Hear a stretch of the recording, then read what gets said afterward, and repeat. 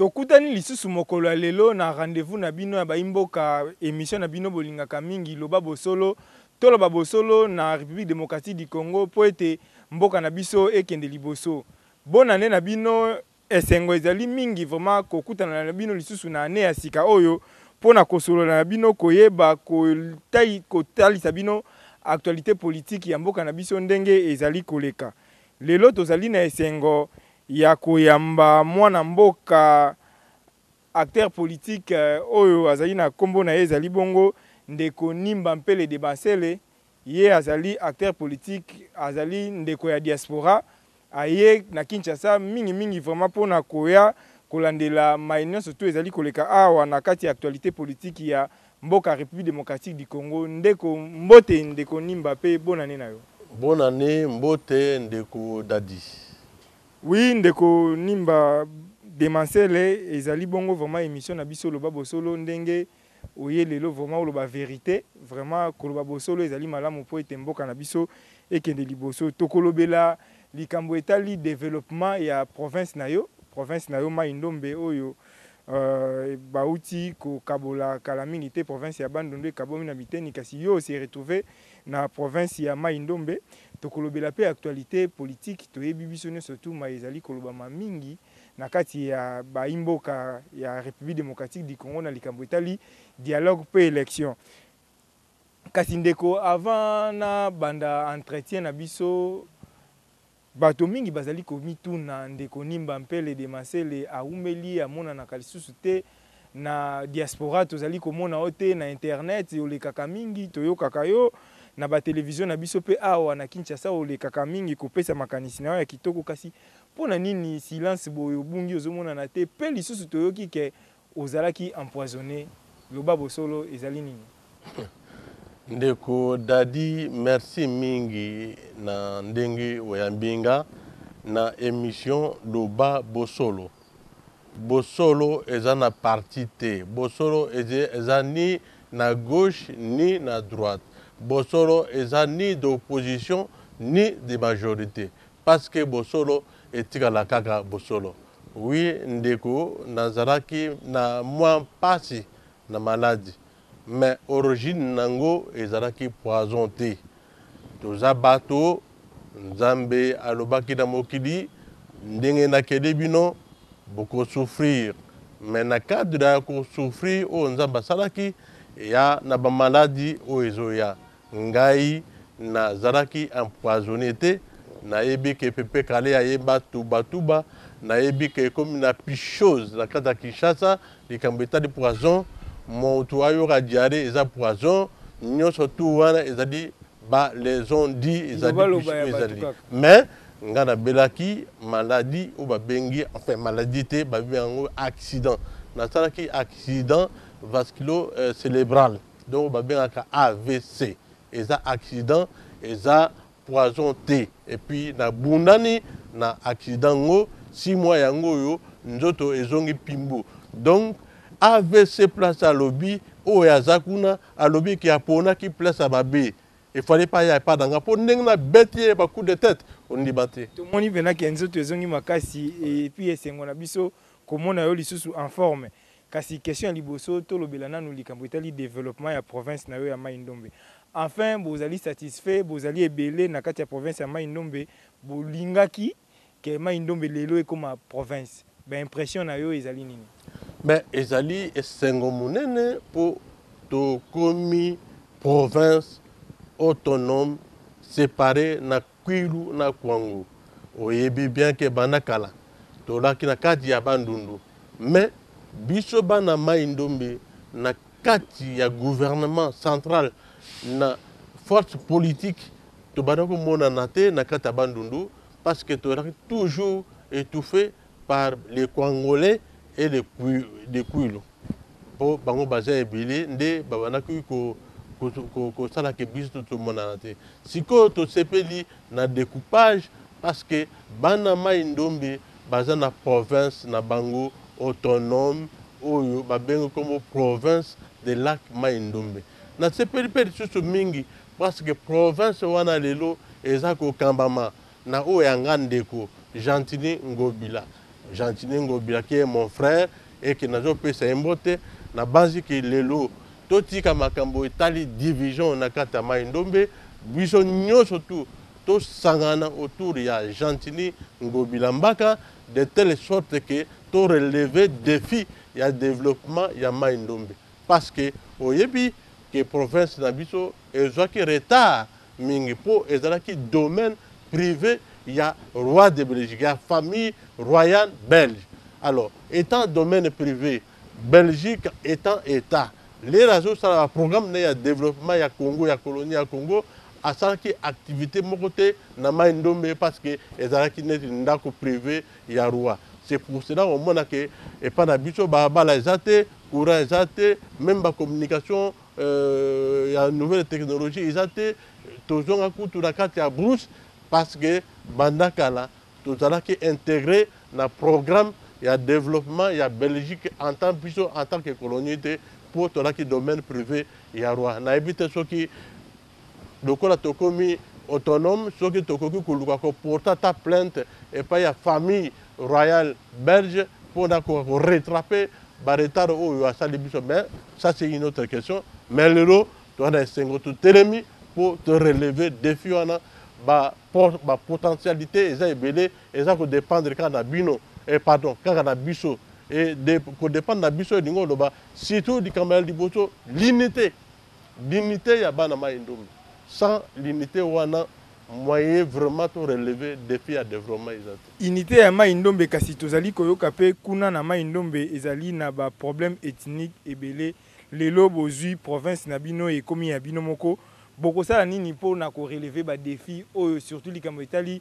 kozanga koyoka na kati ya bana ya Mai-Ndombe omoni siko makambo ya kozanga koyoka na eza makambo moko ya moke eza makambo ezali que ba etini ba se respecter entre eux si par exemple eza na ba mosusu oyo ba empiéter na ba sol de baninga ba na ba limite ba linga te ko kota na makambo etali to gestion coutumière ya mabele oyo baye kokuta soki bavandi bien bandimi ke baye kokuta bazwi terrain batikili bango là il y a pas de problème parce que problème ya conflit oyo eza mingi na kata Mai-Ndombe eza bongo ezali ke oyebi ke ba frontière ezalaki mingi te baninga bakoti ndambo na mabele baninga e bakomi koboya korespecte baautochtone oyo bakutanaki na bango sur place et l'essentiel ba conflit eza yango wana à part ça on n'a pas un grand problème dans le niveau de Mai-Ndombe.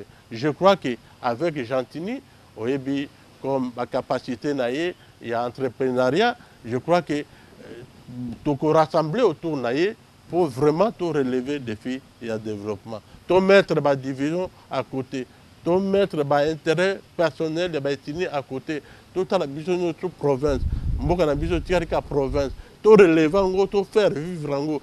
Na base que province ambito et koko dans moins de temps comme les Suisses de la République démocratique du Congo.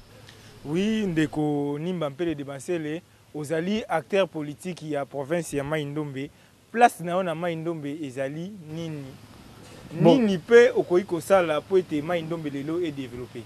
Bon, place na nga ya Mai-Ndombe eza d'abord que naza natif ya Mai-Ndombe donc découpage et kokuta nga na Mai-Ndombe.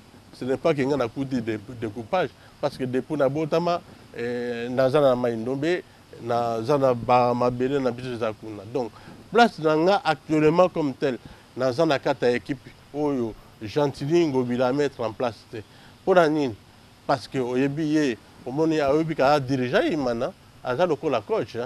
Dans le match, il y a l'entraînement, dans le match, il y a l'amico, à ça, il y a réservé pour pro. Donc je crois que donc l'air makambo comme la compétition en solo à Obimsabe Limanaï et parmi les premiers Limanaï à solo au Ibatiaka Mutema pour le développement Mai-Ndombe et Zanga Nimba Mpele Demasere. Donc Kobangate pour l'instant pour ces athées pour les années match à la levée des rideaux. Et là, il y a une vraie compétition au moins à mais Ozali na popularité ebele ndenge toyoka ngai dernièrement nazaki na mboka na ona Yumbi na Tunis sango pe batonio se balobi wana azali mokonzi Yumbi kasi lelo province na bino Mai-Ndombe ekomi lelo bokomi autonome eloko nini ni mampele de Mansele akoki ko apporter lelo province ya Mai Ndombe et commis autonome. Province et commune autonome. Même ceux qui n'ont pas participé dans l'équipe, je peux apporter trop dans une expérience à Mingi. Au début, dans la province, dans la minérale, si je peux exemple simple, là qui m'a nommé, Bassable Nangouana, ils n'ont pas ça à faire.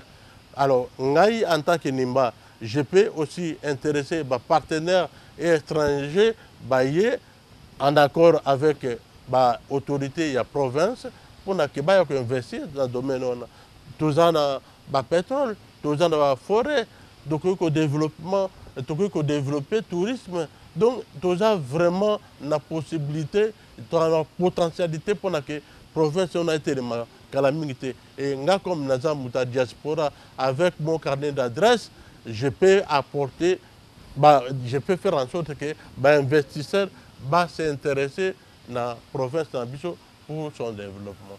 Et moi, Liloba, na Baimboka Bazali Kolandayo, surtout na RTVS 1, na province ya Bandundu, pe na province ya Mai Ndombe, bisika neso Bazali Kolandayo, moi Liloba po na ba na Mai Ndombe, avant to kota deuxième point. Alors, pour na ba na Mai Ndombe, Liloba o ya mutu ezali o na lobby ya unité. Tout la bon moko, tout soutenir action ya Gentini Ngobila. Parce que y mutu azali déjà commissaire provincial, il y a une nouvelle province d'ambition. Azawana, pour te préparer, pour préparer l'équipe après l'élection, soit il y a continuer, mais l'essentiel n'est pas Moutounanu en tant que gérer province.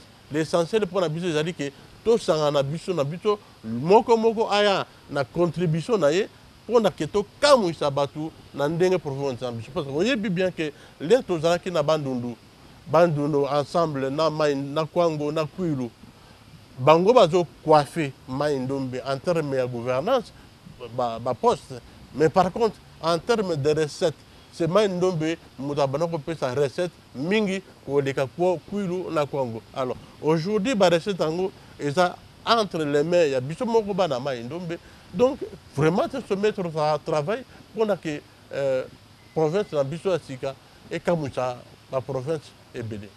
Oui, ndeko, merci Nandenge au pesi makanisi na yo mingi na likambo etali développement ya province na yo ya sika ya Mai Ndombe. Toko ta deuxième point likambo ya dialogue pe ba élection o ezali koya.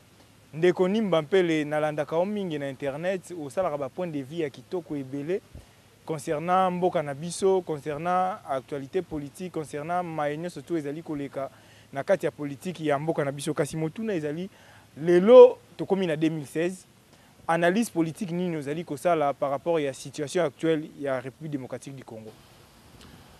En 2016, je vois ce que j'avais prédit en 2011. Au cours d'un entretien dans Roger Bongos, j'avais déjà soulevé que je crains que en 2016, l'élection est salamati. Pour nini? Parce que j'avais analysé la situation du pays. Je que en 2011, il y a modification de la constitution pour que le mode de scrutin présidentiel notamment ait changé et salami. Mais les réélections et salami, le gouvernement est mis en place, moins de 6 mois après. Bochav a mis livre naïe ou a plaidé pour encore modification de la constitution. Là, je me suis dit, mais en 2011, tout ça la modification de la constitution. Biloko ni nango oyo Bochav azui yasika oyo ekukaki kokotate na 2011. C'est là où j'ai compris que non, c'est une stratégie bien montée pour faire en sorte que ils ont un glissement. Donc, ceux qui ont besoin que le glissement salama, ils ont ranger l'élection. Est-ce que ça non. Donc, je crois qu'aujourd'hui, peut-être commis à point la conclusion et mon clairement parce que ils ont la volonté de l'élection, il y a la volonté que pouvoir en 2016. ndeko Nimba Mpelele Masele ozali analyste politique munene tolandaka yo mingi kasi ba ndeko ya République démocratique du Congo ba politicien lelo déjà tokomi na deux camps tozali na camp moko oyo bandeko bazali ko soutenir dialogue plutôt que des dialogues pour tout ça la élection apaisée bazali ko appeler dialogue à tout vœu toki bandeko la communauté internationale ndeko souverain pontife auti pe ko pesa biso mwa mate na likambo etali dialogue tolandaki pe lisusu ndeko Ban Ki-moon na maina surtout alobaki po na dialogue kasi ezali pe na ngambo mususu ya bandeko oyo bazali koboya dialogue kasi étant que analyste politique architecte politique ya mboka Congo démocratique yo point de vue na oni nizali ozali ko soutenir dialogue to ozali contre dialogue. Attends. Le problème, ce n'est pas qu'on soutenir, non, le problème, ce n'est pas contre. Le problème est qu'il y a vraiment une situation, il y a pays au centre. Tout ça, on va tout contre le dialogue, tout pour le dialogue. Il faut tout le dialogue pourquoi? Bon, les chefs d'État, après ça, qui trois thèmes, notamment pour trouver financement, pour la sécurisation, pour le calendrier électoral. Donc, toujours qu'il y a des dialogues pour la Ouana. C'est-à-dire, que nous vendons les Congolais, pour trouver des financer l'élection. C'est-à-dire, les Congolais, pour la sécurité et l'élection. C'est-à-dire, les Congolais, pour déterminer le calendrier électoral. Mais au moins, il y a normalement, parce que vous allez au Baki, solo. Bosolo ezali na gauche te, Bosolo ezali na droite te, Bosolo ezali na majorité te, Bosolo ezali pe na opposition te, parce que ezali ka Bosolo. Omoni te ke na makambo wana ya benga ba Congolais lelo na terme, il y a presque na terme ya mandat, il y a deuxième mandat ya président. Omoni te ke ezali un problème parce que tozali na gouvernement ya matata poni. Mon salaire gouvernement est pour voter le budget. Or, le budget, il y a élection, qui déjà sur la table du gouvernement depuis 2014, où il y a marqué dans Malomar. Et puis, ma sécurité, il y a pas élection. Mais tout ça, dans le ministère, il y a sécurité. Où il s'occupe, y compris Bochab, ministre intérieur. Il y a intérieur, où il s'occupe de la sécurité, il y a Mboka. Sécurité, il y a élection, et qu'on demande surtout ce qui propos mususu ou bien makanisi mususu il y a différent na o ezalaka déjà te. Alors dans les cambo où établit le calendrier électoral même le calendrier c'est peut-être bien de calendrier à 2014 où notamment prévoit que la dernière élection en novembre le 27 novembre 2016. Bon, pendant que le calendrier est au lieu que mission il y a gouvernement, où ils ont dit que le moyen qui a la table pour tourner dans l'élection, cela n'a pas été fait. Maintenant, après avoir fait pourrir la situation, beaucoup de Nasuka pour dire que tourner un dialogue. C'est pour cela que pour nga naza komona ke bato oyo bazo sala opposition baza contre aucun dialogue baza la raison pour baomona neti et baomona eza na mauvaise foi manifeste de la part du pouvoir parce que biloko pourquoi que vous allez traiter depuis longtemps mais on n'a pas fait à la basilique sur comme na suka pour obtenir glissement. Alors ceux qui bango o baza contre baza pe na raison na bango mais oyo pe baza pour parce qu'ils appellent la raison, ils disent que bon, malgré que le gouvernement qui était en position de faire en sorte que tout comme en position, il n'a rien fait. Mais si tout comme en position, tout ça la nine, tout bon nana, tout bon moment, tout qui n'est qu'à dans le dialogue, pour tout le moyen de trouver une solution. Donc on peut pas en torter. Voilà le problème. Je crois que le gouvernement a fait sciemment pour pourrir la situation, pour qu'on arrive à tout prix à glissement. Surtout le fait qu'il y a eu tentative, il y a modification, il y a article 220 où Israël qui a avorté après la mort de la manifestation. Après, il y a eu tentative, il y a manipulation, il y a loi électorale, et puis il y a eu le découpage. Donc tout ça, il y a eu un peu trop, c'est-à-dire que oui, en tant qu'analyste politique, je dis oui, je crois que les pouvoirs étaient effectivement de la mauvaise foi. Ils n'avaient pas besoin, ils n'avaient pas envie d'organiser l'élection en 2016. Alors, il fallait pourrir une situation pour que le glissement au bango bazo obtenir un siko. Mais ndeko nimba to ebi ke ba ndeko opposition de ba bandai ko senga likamba dialogue mais ndenge ni to komi président de la République lelo andimi ke to ke na dialogue ba komi suko boya. Pour ani ko lingelo avec contraire nango. Au monite ke bango pe ba lingi pe to ke na glissement parce que ce to ke na dialogue président a soulevé bien to ke na dialogue pour to lobela likambo itali ba élection to lobela likambo itali financement élection na sécurité ya ba élection. Mais kobo yango te mutela kisi ke tozokende ko glissement parce que ko ça biso pe un mois il y a dialogue et puis ba résolution bimi et puis élection esalami na ndenga kimia na bangi na pensé te ceux qui ngai na yo tozana différent ceux qui yo bengi ngato ya tout sur la pona différent na libre na ko ya tout comme na ko ya te mais oyo ba moni ki bazana différent na pouvoir oyo baki ba usala dialogue na bango ndenge baki mais oyo amoni ki azana besoin ya dialogue en côté parce que amoni ki ezana mauvaise foi a otika la peine position na ye ya on a lobi que position nyo surtout état ba congolais et ça est bien parce que le gouvernement n'a pas montré la bonne foi.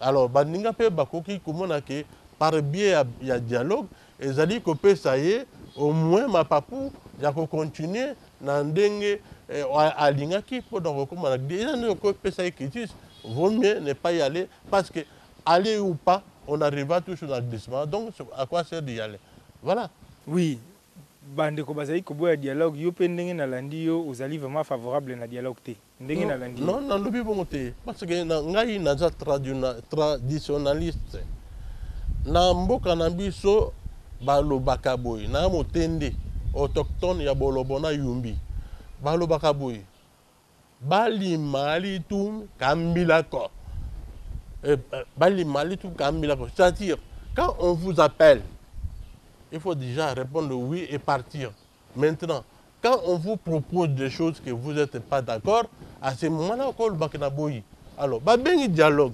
nga il faut nakini o na udo lobana bino na ko kino lobango ka na dialogue pona ko kino lobango ayer nga mo na ndako te na lobango na dialogue to ke na dialogue mais nga na ko loba position o eza nga maintenant soki o yo bango ba pesi esimi na o eza na nga te na za obligé à appliquer ngote donc mais en tant que dialogue ils ont été moi je suis non violent dialogue mutunyo surtout o eza non violent linga dialogue dialogue quel que soit les cas na adage biso ya na biso ya diplomatie na stratégie la relation internationale balubaka toujours un mauvais accord vaut mieux que rien du tout.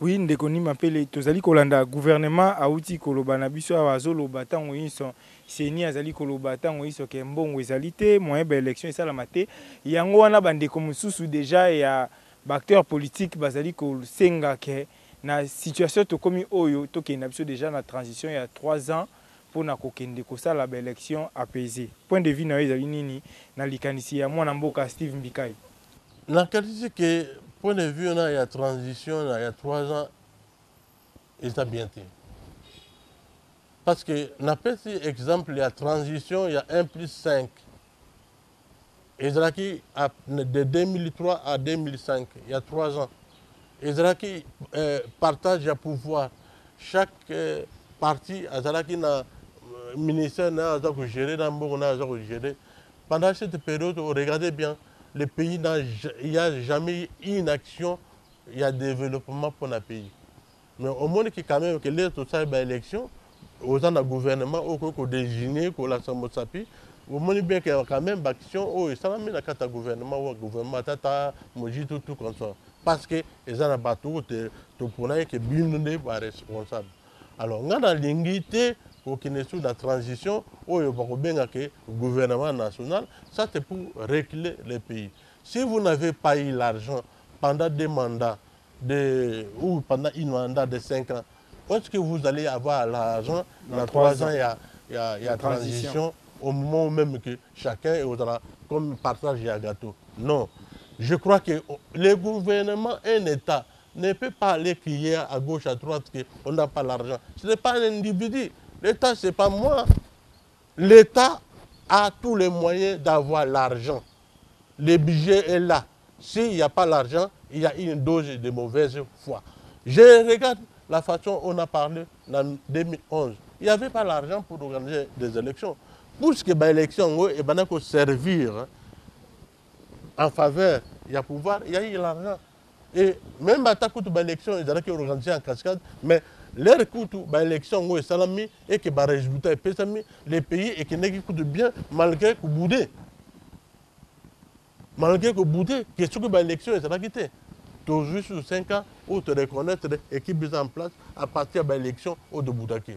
Il a dit même, on est encore en début 2016, ça a tout, va mettre les moyens, va organiser l'élection, au moins présidentielle. De sorte que, au soir, il y a 19 décembre, c'est-à-dire le 20, tous les présidents, il y a 6 cas où à reconduire pour éviter des problèmes. Parce que moi, je vous dis que le président Kabila lui-même, il a dit qu'il voulait le glissement. D'après ces déclarations, il y a beaucoup à lobby qu'il n'a dit à personne de modifier la Constitution. Alors, si le président dit, je ne dis à personne de modifier la Constitution, cela veut dire que le président est respectueux de la Constitution. Mais si le président est respectueux de la Constitution, cela veut dire qu'au bout de ce mandat, il sera parti. Moi, je ne sais pas ce que Bakongoli va dire. Donc, organiser les choses, que dans l'élection, il y a des autres pour un intérêt égoïste. Ndeko Nimbampele de Masele, Bandeko ya Azado, Association africaine des droits de l'homme, Azado Toyebi Yango, Bautaki ko tindela mokonzi ya mboka ko salela lettre pour na assez prononcer pour na likambo itali mandat na ye parce que bato bazali na frustration, bato bazali ko banga que ceux qui toki dialogue président actuel a ko pousser mandat na ye ezala au-delà ya délai constitutionnel ba komeli ke assez prononcer pour être bandeko ba boy dialogue ba meka kokota na dialogue pour être kimia ezala kasi omonite ke ezali de trop kosengaye à se prononcer pour un mandat nae. Est-ce que azali obligé à se prononcer? Il y a un lobby sur le tali mboka na biso Congo, ba conflit au tozanango, eza na état d'esprit ya biso moko. Parce que je vois mal le local des États-Unis parce que le président Obama fait mandat nae aussi en 2016. Que les Américains, qui ne retournent qu'à président Obama s'est prononcé, n'a continué au-delà de 2016. La question ne se pose pas parce qu'il a été clair que le mandat n'a pas des mandats et que c'est en 2016. Tout comme ici, il est clair que le mandat, il y a président, il y a République, il y a des mandats, il y a président Kabila aussi en 2016. Koluka, attention, te faire monter dans le glissement, ils ont reflété l'état d'esprit des Congolais. C'est-à-dire, le Congolais lui-même dit ceci. Moi, si j'étais à la place du président Kabila, je ferais le glissement. Lui, étant président, il le ferait glissement. Alors, il commence à projeter ma vision et pas le président, que le président peut avoir un glissement. Donc, je crois que les problèmes autour de nous, ils ont un reflet, il y a un état d'esprit, il y a un au Congolais. Parce qu'on n'a même pas raison de poser la question. Les Américains ne se posent pas la question que Obama a ses prononcés. Mais tu as dit que Kabila désire. Il y a un livre de Salama pour changer mandat ya chef de l'État. Il y a un moni bande comme ça bazali ko banga ba biso toke na biso dialogue wana donc ils ont toke pesa eli sous passe pour que les transitions va changer ma camion surtout à 0 puis troisième mandat aux ala démarrer. Qui est Moulumba Azana a droit à ko désir Kabila. Lui il n'est pas l'État. Il est non Masimanimba. Ce qu'a désiré Kabila, a désiré Kabila. Et bien si que Kabila a que le président Kabila Azala a continué à pouvoir ou pas, les cibles, il y a ce qui est Moulumba et aussi la tête. Parce que lui, c'est la personne Kabila qui le désire. Moi, je ne vois pas là où il y a le débat. Il peut le désirer vivant ou moi ou quand. Ça, c'est de regarder qui est Moulumba avec Kabila, la façon qu'il désire. Moi, je ne vois pas pourquoi les politiciens la politique congolaise a en fait un problème. Ils ont amour, désir, c'est tout. Il y a personne qui peut diriger, il y a que Kabila. Moutoumsou Azate, Bisso Karabisso, derrière, il n'y a pas continuer mandat, c'est ça. Il n'y a pas l'homme providentiel. Moi, j'ai toujours dit, c'est une équipe. Gouvernement, c'est toute une équipe. Bien qu'il y a président Kabila en tête, mais il est entouré d'une équipe. Et les résultats qui sont en train d'être réalisés, résultats, il y a équipe en gros, y compris l'ensemble des Congolais. Aujourd'hui, même un pousseur à Kouya, comme président, à diriger le Congo. Donc, il n'y a pas un homme providentiel. Il y a Asali Oyaye, Namayele Naye, na beauté naye, na kitoko naye, Asali bien na Congo. C'est que le problème, c'est qu'il faut être responsable. Parce que la démocratie, c'est quoi? La démocratie repose sur trois choses principales. Le respect des textes, la tolérance et la responsabilité. Et c'est l'élément responsabilité qui est très important. Donc on est responsable de respecter ce qu'on avait dit. Voilà la démocratie. Oui, Ndekoni m'appelle actuel président, mandat na comme na souka déjà en novembre awa mandat na esili ndenge toyebi constitution et lobi kasi ce qui élection et salamité. Toza na posé élection salama. Ce qui élection et salamité et loko nini ko salama selon yo po yo projetaka déjà à venir ou poussera déjà makanisi na yo na mosika soki lelo élection et salamité et loko nini ko salama. Bon, nga nazo koloba venanga ezali que élection et salama pour éviter des problèmes. Pour éviter des problèmes, mais contrairement, il faut élection et salama, alternance et salama. Ba pays mosusu au bazabe moins loti que biso et salama. Pourquoi pas na Congo? Mais ce qui ba élection et salamité et comme devant un fait accompli. Ngai en tant que légaliste, en tant que non violent, la citation ce que je demanderai, c'est toujours trouver un consensus pour que le pays ait la gouverner.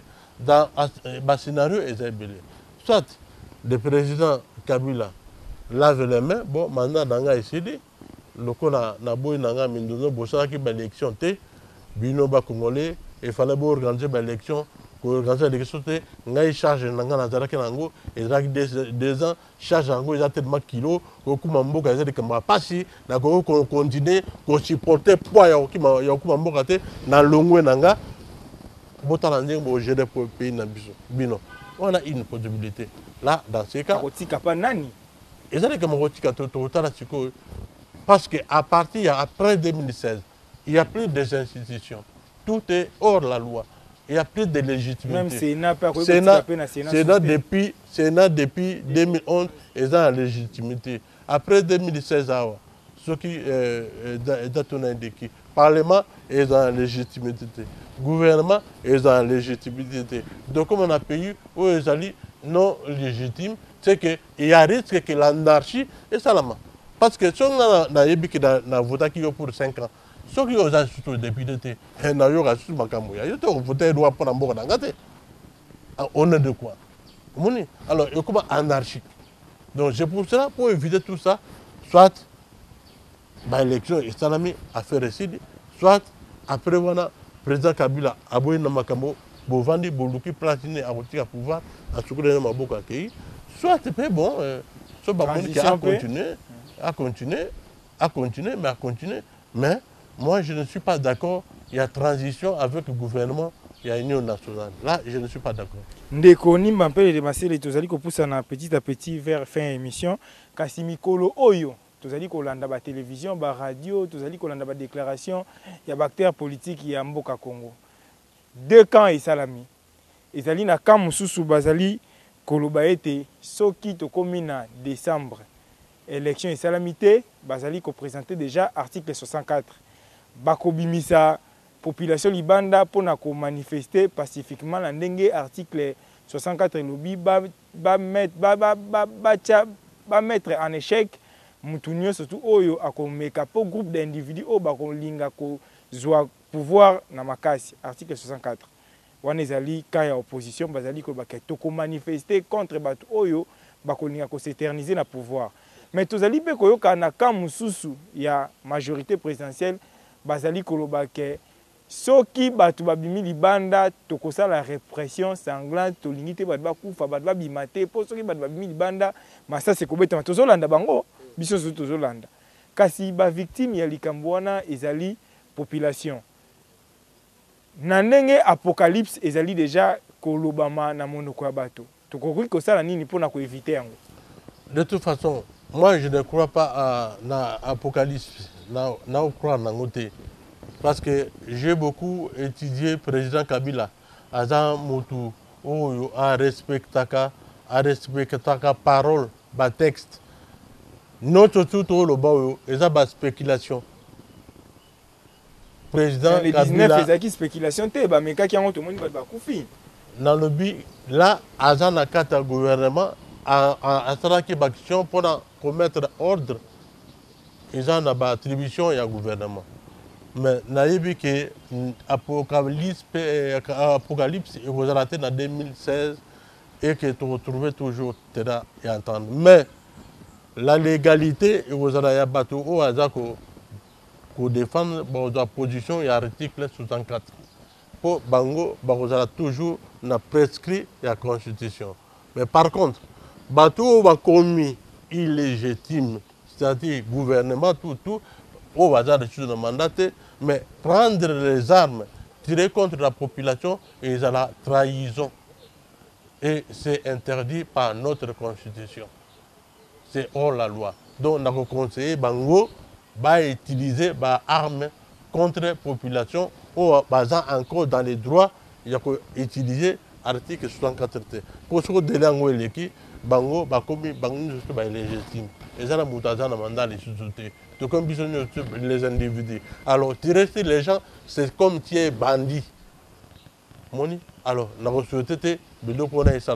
c'est pour ça, je pense que vous ne voulez pas te retrouver consensus pour que l'élection le plus vite possible, voilà que Makambouana et ça la maïsouté. Mais ndeko nimba mpele bato oyo bako kende ko manifester to ebike na Kinshasa awa tozali na maladie ya tobimika libanda ba boutique banini si au gouvernement oyo bandeko oyo bazali ko diriger biso ba kozala ba kotikaka bandeko wana bakende ko panza babuka boye lokola bango balobi article 64 pe lokola bandeko ya pouvoir mandé si donc ba kotika bango kaka boye omoni te ke ekozala kaka danger pe toyoki lisusu bata majorité bazali ko préparer pe bango bato ba partisan na bango ko bimisa bango libanda contre baninga wana omoni te ke affrontement wana ekozala mabe pi tozoko raté te apocalypse. Alors qui sera responsable? C'est responsable, ils allaient bateau, ils allaient qui bazala qui l'entend. Il y a aussi là que documents qu'on a et ils ont fait pourrir la situation pour nous payer en péril. Et pour il y a un lobby que voulons pas à partir il y a 2016 il y a décembre mandat il y a battu nous aussi où à quoi agir pour délibérément retirer ces populations ils ont pas responsabilité collective et personnelle. Et ça, c'est une action gouvernementale parce que le gouvernement est normalement dans l'égalité des sociétés. Alors, je dis que éviter, il faut trouver un intérêt d'attendre. Et puis, le gouvernement, pouvoir éviter que ça en est que la République est un gangsterisme. Non. Ils ont bon côté, la République est reposée sur les textes. Et les textes, c'est clair. Et je sais que quand même, intellectuel n'a qu'à pouvoir baser pour recollir le texte. Alors, base à la priorité n'a pas intérêt pour gouverner, pour gérer, pour l'acte non, bango bakomi les sociétés, il y a autant de makambo bakomaki. Non, je crois que ce qui est comme une position, il y a force majeure que 2016, 19 décembre, l'élection, ça l'a mis vite fait. Il faut trouver une solution très vite, rapide, pour en faire que et apaiser la situation pour l'alternance et ça.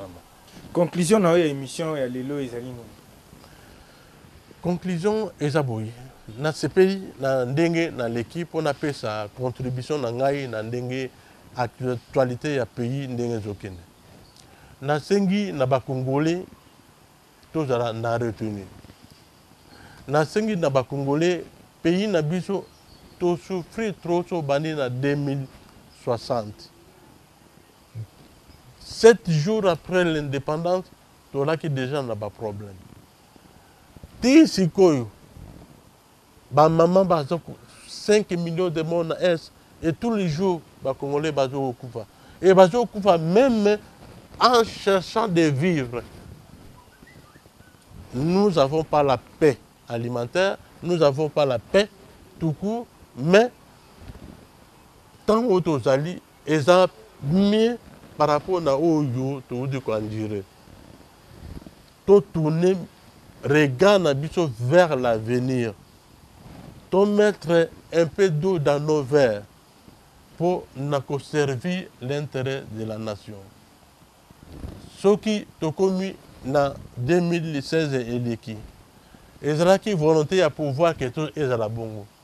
Tout éviter que plonger le pays dans la misère. Parce que nous aurons beaucoup plus à perdre que ceux qui ont consensus autour de l'élection, autour de la table pour trouver une solution. Ngai naza pour Congo, na lingi Congo mingi, na lingi makilate, mais ceux qui pouvoir ils ont poussé biso pour na makila, tokoki kobo ya yango.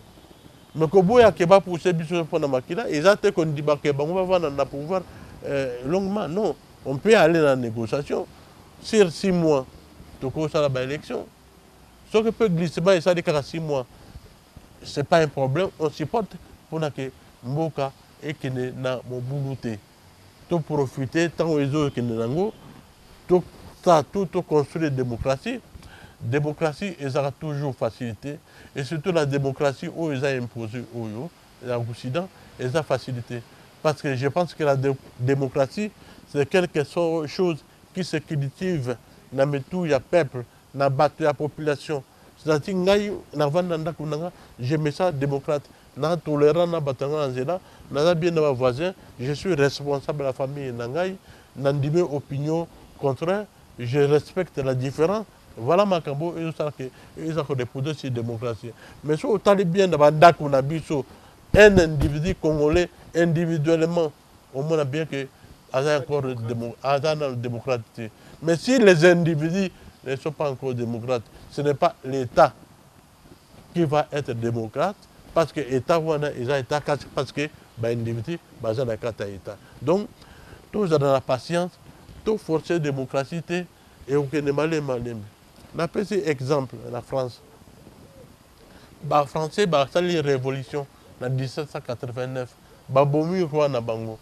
Maintenant, il y a qui après Napoléon. Napoléon a régné combien de fois? Il y a eu Napoléon et même 2 dans 3. Vous avez jamais la démocratie, déjà tout le monde.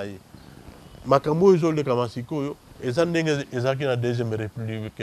Deuxième république, ils ont qui aux opposants au Tchénanzela. Mais si vous avez comme la démocratie, la troisième république, comme la Constitution gouvernement, on a caché. Comment les cas par bien la loi, et ce n'est pas brut comme c'était avant. Donc je crois qu'on a un schéma à faire, tout ça là, tout pour nous consolider, la démocratie dans le faire cela, ce n'est pas dire de pouvoir, vous avez la carte blanche de faire ce que vous voulez. Mais nous comprenons, trouvons des solutions en responsable pour que mon cannabis est plongé dans la violence et rejoindre sa pays Sima Yamousika. Merci Ndeko Nimba Mpele de Masele, Ozali Bongo, acteur politique ya République démocratique du Congo, pe Ozali mingi na diaspora. Merci Nabino pe Bozala qui est belé, Bolandi entretien, Ozala qui est vraiment très enrichissant. Tolandi a invité Nabiso à Lobi Bosolo, na maïman Ozali koleka na politique ya Congo, pe développement ya province na ye ya Maindombe. Ceux qui ont sepeli na makanisi na ye benga pe yo bakisa makanisi na numéro o ezali affiché na bas de l'écran pe tozali lisusu na Facebook yango wana ezali pe affiché bo to partager na bino actualité ba commentaire tozali kolekana tozali kozela yango bongo na kati ya Facebook. Merci na équipe technique Josaphat Kinzonzi azalaki bongo wana na montage Jimmy Mwaka pe Abdel bango ne surtout bazalaki wana pona koyeba ko réaliser émission oyo et sila na boboto to tikali na bino lisusu na tango molaite po ete 2016 et komi pene ba élection ezali ko poussa na kasi biso pe to kozala toujours koya liboso na bino pona koyeba ko informer bino lolenge nini processus ezali kolengelama. Botika la malamu tokutana bino na numéro o ezali koya boboto bondeko o mabota mabino.